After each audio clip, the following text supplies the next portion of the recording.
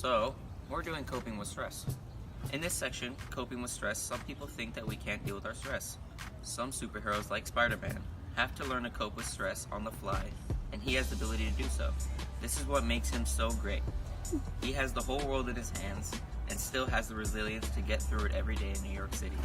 When coping with stress, there are two specific traits that make coping with stress a lot easier: dispositional optimism and focus of control.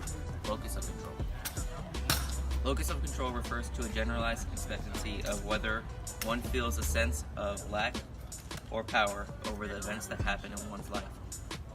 Dispositional optimism relates to a general expectancy that good things will happen in one's life. Hey, it's Bobby B. Blunt here, coming to you today with Thug Notes. So let's get started.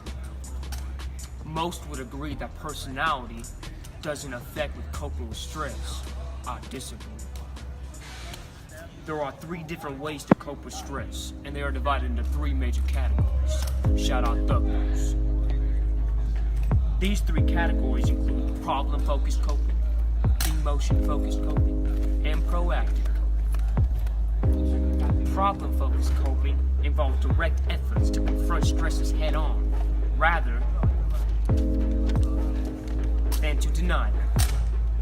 Emotion-focused coping strategies are like invisible shields, because unlike bullets, forces might not necessarily know you are using the technique or employing a shield, since they tend to be quiet and transparent. Shout out Thug Notes.